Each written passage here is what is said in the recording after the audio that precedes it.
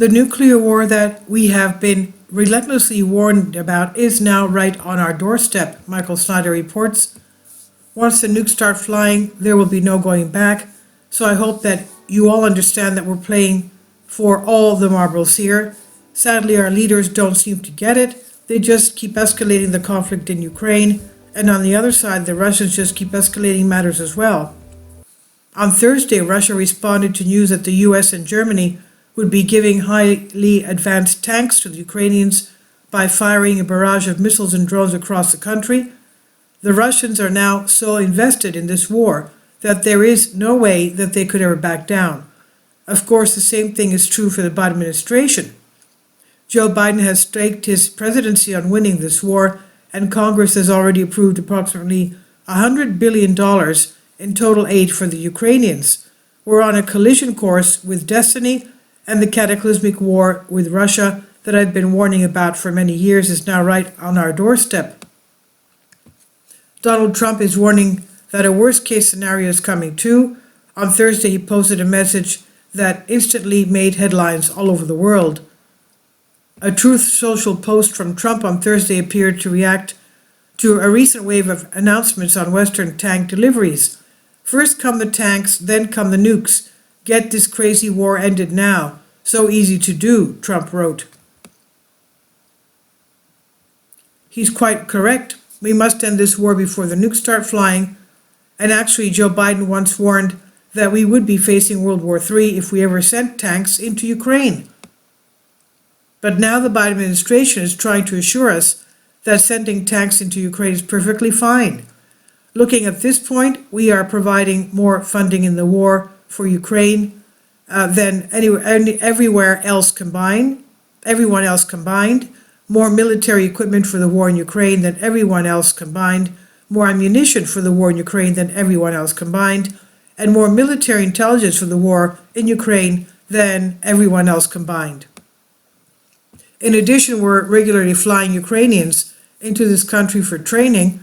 Once their training is done, they're sent to the front lines where many of them will soon die.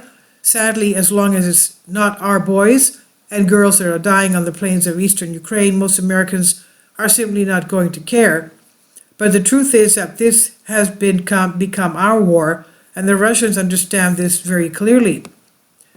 Quote, there are constant statements from European capitals and Washington that the sending of various weapon systems to Ukraine, including tanks, in no way signifies the involvement of these countries in the alliance or the alliance in hostilities in Ukraine, and quote, Kremlin spokesman Dmitry Peskov told reporters.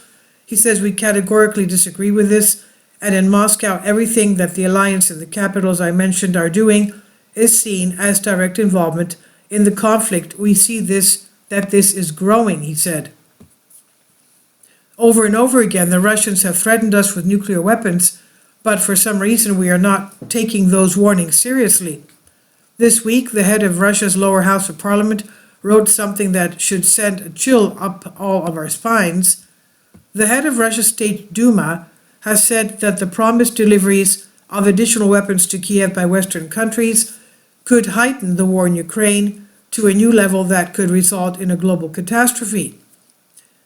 Vyacheslav Volodin wrote in his Telegram channel on January 22nd that if Washington and NATO countries supply weapons that will be used to strike civilian cities and attempt to seize our territories, this will lead to retaliatory measures using more powerful weapons.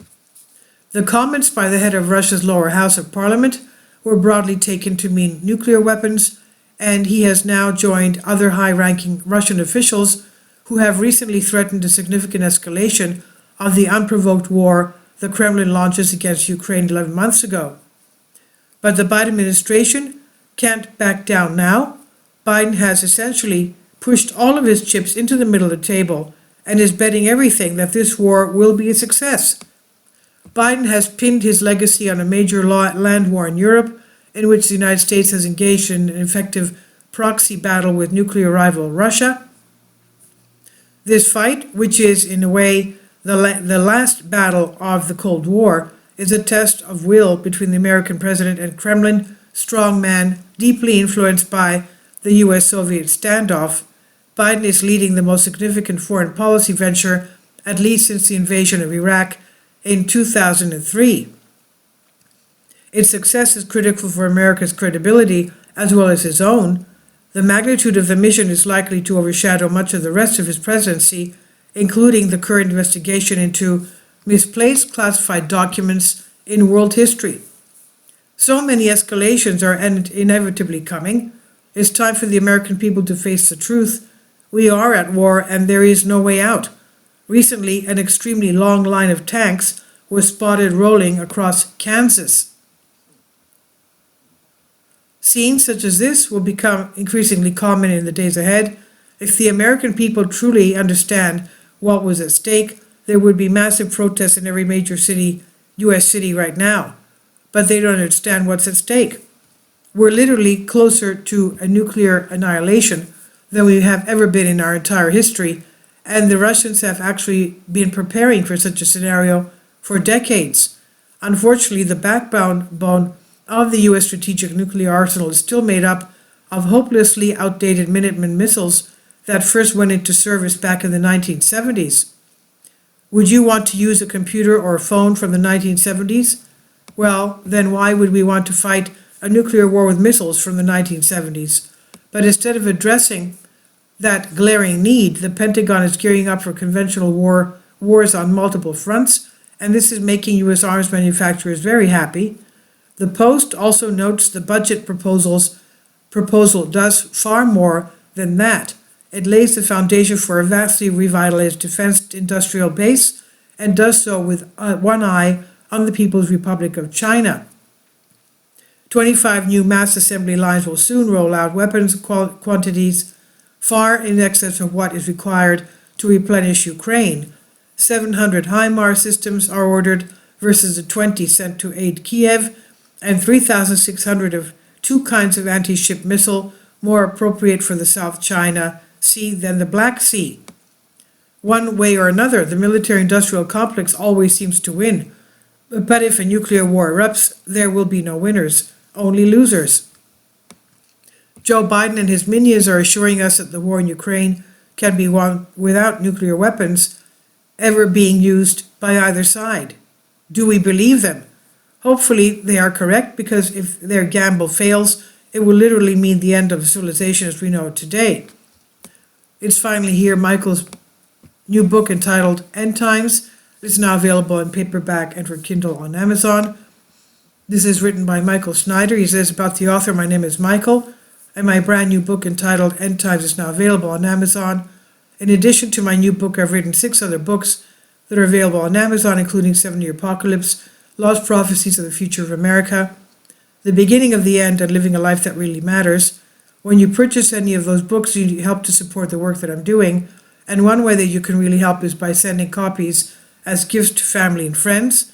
Time is short, and I need help getting these warnings into the hands of as many people as possible. I've published thousands of articles on the Economic Collapse blog, End of the American Dream, and The Most Important News, and the articles that I publish on those sites are republished on dozens of other prominent websites all over the globe. I always freely and happily allow others to replenish my articles on their own websites, but I also ask that they include about the author section with each article. The materials contained in this article is for general information purposes only, and readers should consult licensed professionals before making any legal, financial, or health decisions. I encourage you to follow me on social media, Facebook and Twitter, and any way that you can share these articles with others is definitely a great help. These are such troubled times, and people need hope. John 3:16 tells us about the hope that God has given us through Jesus Christ. For God so loved the world that he gave his only begotten Son, that whosoever believeth in him should not perish, but have everlasting life. If you have not already done so, I strongly urge you to invite Jesus Christ to be your Lord and Savior today. This is by Michael Snyder on the Economic Collapse blog. Please leave your comments, and thank you for your support. Kindly support my Patreon account. The daily posts are 5 videos daily, and they are totally different from what I have on my YouTube channel. Thank you so much for your support, and that you find all my content so interesting. You'll find the Patreon account details in the description box